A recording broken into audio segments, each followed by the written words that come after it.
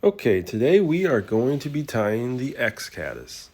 This is a very simple and quick tie, and the fish love them. So first, we are going to start the thread right behind the eye of the hook and wrap down to just before the bend. The thread we're using is a 12-aught brown Nano silk. The hook we're using is a Firehole 419 in size 16. We're going to go right down there to the bend of the hook, and here we're going to wrap in a material called Sparkle Emerger yarn. This is a cream color. We're just tying in a little bit there. This is the Shuck for the flies. This is at the very end, right before the bend. We're going to take a couple wraps underneath there that helps prop up the material so it's more straight. And we're actually going to wrap this material all the way back to where we started our thread. This makes the body even underneath. We're just going to snip it off and flatten it out. And then we will also trim that shuck down smaller. You can make that shuck as small or large as you want. I typically just make it just shy of the hook bend there. But you can make it a little longer if you want. We're just going to flatten out that material there and kind of go all the way back to where the end of the hook shank is, and we're going to tie in, or we're going to wrap up dubbing where we're using the Upavon, the Upsilk. This is in the hare's ear color.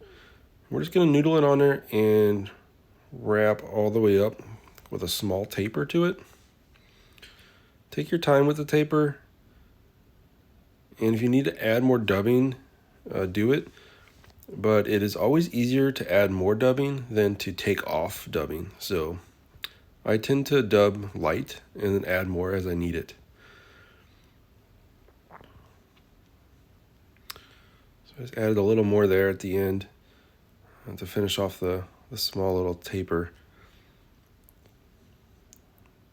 Then the last material we're going to use here is we're going to be tying in elk hair, and this is Select Cow Elk Hair in Natural. And we're going to be just making a little wing with it.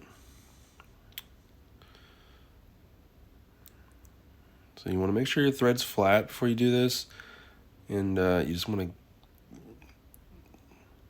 grab onto it. And I usually do 1-2 wraps over and pull up. If you pull down on the thread, you tend to roll the hair around the hook.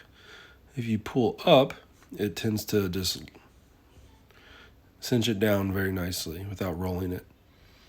And I always put a couple wraps in between the hairs all the way up to the eye, pull them back, and I will whip finish before I actually cut the hair off. It's just easier to move the wing back that way. But you could do it the other way.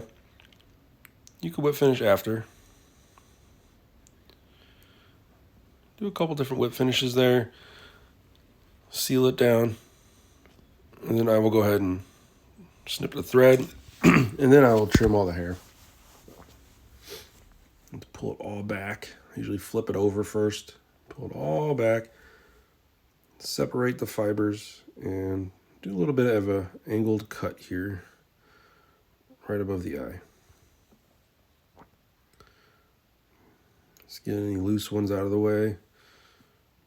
And that's pretty much it. That's the fly there. I'm going to put a little bit of UV on the finishing whip finish wraps to secure it down a little bit better. But that is the X-Caddis, folks. It's a great quick tie. If you're new at tying, this is a good pattern to try out to practice the tying an elk hair as a wing. And this is just BoneDry from Solarez, and I hit it with the UV light to cure it, and it doesn't take but just a few seconds to cure because it's such a light amount. And that's it. That's the X-Caddis, and it's ready to fish right now. So try to tie up a bunch. If you have any questions about the tie, please let me know. Thanks for watching.